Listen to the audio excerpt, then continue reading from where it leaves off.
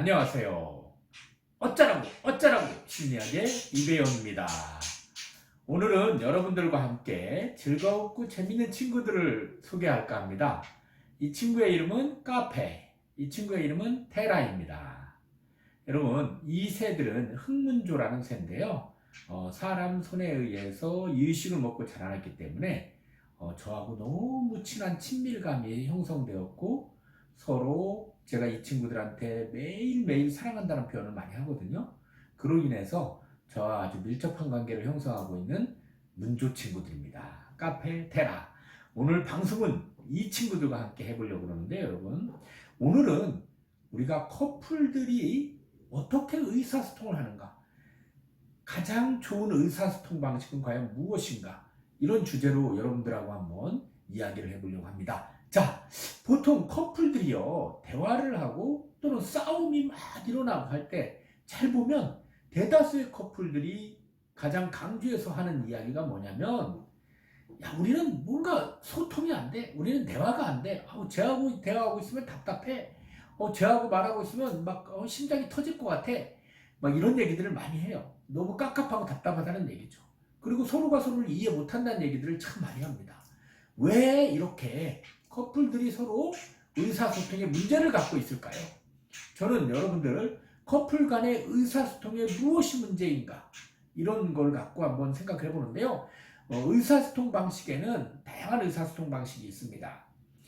첫 번째 형이 있어요. 첫 번째 형은 뭐냐면 눈치형이라는 의사소통입니다. 즉, 저 사람하고 나하고 대화를 할 때 저 사람이 기분 나쁠까봐, 저 사람이 상처를 받을까봐 말을 못하고 마치 돌려서 이야기하는 형, 이런 형들이 바로 눈치형 의사소통입니다. 이 형들은 커플끼리 또 부모 자식 간에는 어떤 상황에서도 가장 친밀한 관계에 있어도 그 사람의 마음을 상처를 줄까봐, 그 사람 마음에 속상함을 일으킬까봐 어떻게 하냐면 말을 엄청 아낍니다. 그리고 조심하죠. 그리고 이상한 이야기, 이런 것들을 이렇게 표현할 때, 솔직한 자신의 마음을 표현할 때 돌려서 이야기하는 스타일, 이런 스타일들이 바로 눈치형 의사소통 구조라 할 수 있어요. 그래서 내가 저 사람을 자극시키는 말을 하면 안 돼, 내가 저 사람을 실망시켜서는 안 돼, 이런 말들을 이제 생각을 하면서 그런 말들, 그런 생각 속에 많이 사로잡혀 있는 거죠. 이게 바로 눈치형 의사소통 구조를 갖고 있는 사람들이다. 두 번째 의사소통 구조를 갖고 있는 사람들이 있습니다. 두 번째 의사소통 구조를 갖고 있는 사람들은요, 돌직구 비난형입니다. 이 의사소통 갖고 있는 사람들은요, 주로 대놓고 직접적으로 비난하고 비판하고 막 뭐라고 그럽니다. 그러면서 상대방한테, 야, 쟤는 그냥 좋게 얘기하면 못 알아들어, 쟤는 강하게 얘기해야 돼, 쟤는 세게 얘기해야 돼, 이렇게 생각을 하게 되는 거죠. 그래서 돌직구를 주로 날립니다. 그리고 정면으로 비판하고 비난합니다. 때때로는 정면으로 그 사람의 잘못이 무엇인지를 알려주는 것도 필요하지만 이것만 갖고는 근데 많은 문제들이 되고 있어요. 얘네들이 밥을 줬는데도 지금 계속 울으면서 밥 달라고 난리네요. 지금 밥 줬잖아. 이게 유튜브로 찍고 있기 때문에 좀 재밌는 일이 좀 발생하고 있습니다. 자, 두 번째 의사소통, 돌직구형이라고 제가 말씀을 드렸죠.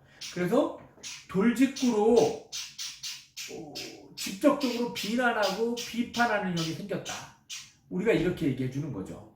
그래서 비난하고 비판하는 형들은 바로 네가 잘못됐어, 네 탓이야, 네 잘못이야, 네가 정신을 똑바로 차리면 돼, 이렇게 주로 이야기하는 형이 바로 어떤 형이냐면 바로 이 돌직구, 비난, 직접 말하는 형에 해당된다고 우리가 볼 수 있습니다. 그래서 이 형들은요, 결국 단점이 상대방한테 상처를 입힐 수 있다는 단점이 있습니다. 세 번째, 아주 초이성형이 있어요. 주로 이성적으로 대화하고 이성적으로 이야기하는 형을 의미합니다. 그래서 아주 요약, 정리, 깔끔, 명확, 간단, 명료 이렇게 얘기하는 거 좋아요. 결론이 뭐야? 핵심이 뭐야? 그래서 어쩌라고?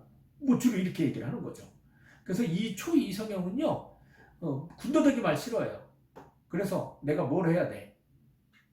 그래서 어쩌라는 건데? 이렇게 아주 단순하게 요약 정리해서 심플하게 이야기하는 것을 좋아하는 요약형, 정리형, 이성형. 그리고 냉정하고 냉철하게 얘기해요. 예, 그래서 어떤 때는 상대방이 쟤는 기계 같은 사람인가 봐 이런 느낌이 날 수 있도록 그런 식으로 주로 대화를 하는 스타일들이 바로 이 초이성형 의사소통 구조를 갖고 있다는 거죠.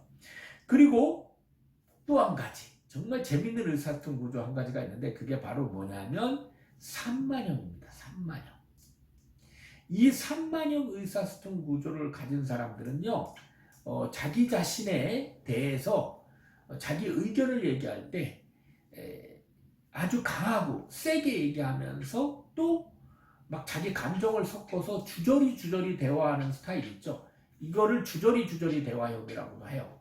그래서 감정을 섞어서 주로 감정을 표현하고 자기 기분 나쁘는 대로 다 표현을 하는 형. 이런 형들을 우리가 일반적으로 산만형 의사소통 구조를 가지고 있다고 합니다. 그래서 이 사람들은요, 주로 산만하게 대화하고 산만하게 교류를 나누고 산만하게 이야기하는 형태의 사람들을 가리키는 겁니다. 그래서 이 사람들은요, 좀 세게 얘기해요. 좀 강하게 얘기해요. 좀 표현이 격하다고 볼 수 있죠. 그렇게 표현해요. 또 막 주저리 얘기하고 자기 감정 표현에 너무 자유로워서 어떤 땐 소녀 감성이 나오고 어떤 땐 짜증 감성이 나오고 막 이런 식으로 해서 막 자기의 기분을 막 심하게 표현하는 형. 이런 형들을 우리가 보통 산만형 의사소통 구조라고 이야기를 해줍니다. 주로 커플들이 내가 무슨 얘기를 했을 때 제가 막 도에 지나쳐서 막 이러면서 막 얘기하고 또 어떤 때 기분이 좋아서 막 쪼작쪼작 거리면서 이 얘기 저 얘기 막 주저리 두서없는 얘기 막 하고 이런 경우가 많거든요. 이런 경우를 우리가 보통 산만형 의사소통 구조라고 합니다. 마지막으로 일치형 의사소통 구조라는 게 있습니다. 그게 뭐냐면 바로 공감 수용해주는 형이에요.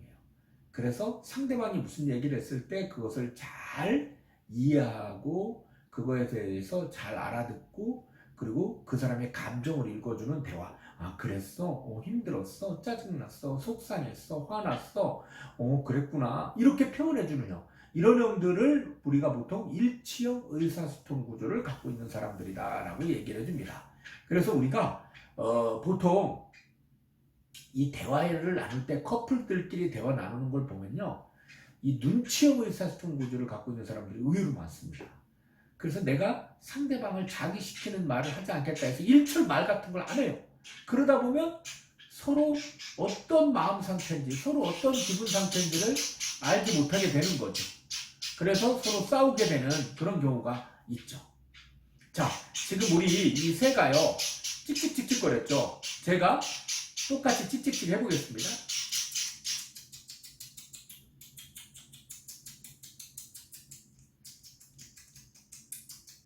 갑자기 조용해졌죠.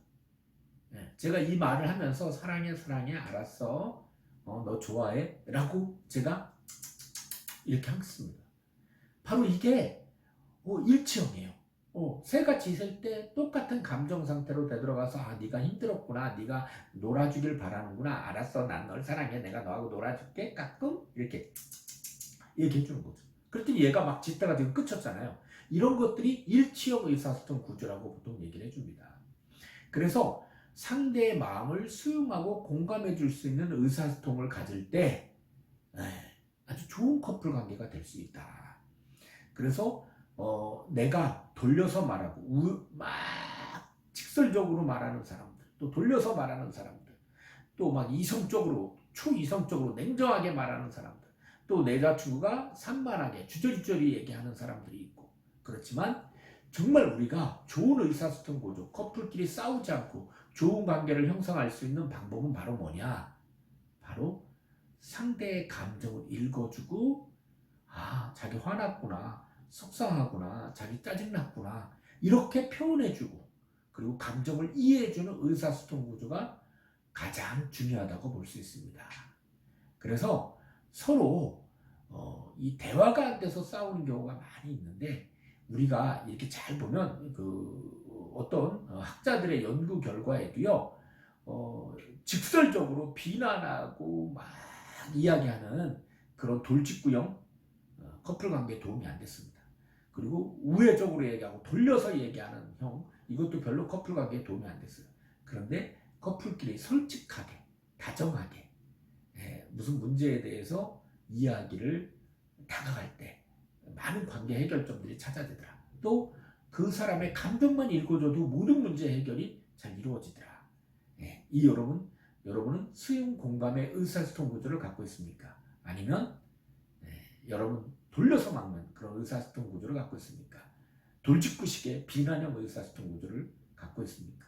기계형적인 얼음 송곳 같은 냉철하고 냉정한 얼음과 같은 의사소통 구조를 갖고 있습니까? 또 주저리주저리 산만한 그래서 막 나대는 아이 같은 느낌의 의사소통 구조를 갖고 있습니까?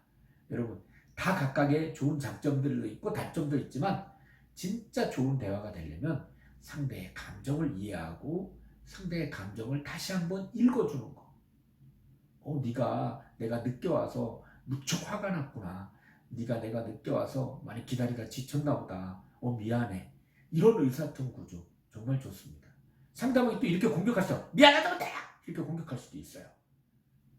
그때는 한 번 더 템포를 낮춰서 진짜 많이 화났구나. 자기야, 내가 다음부터 조심할게.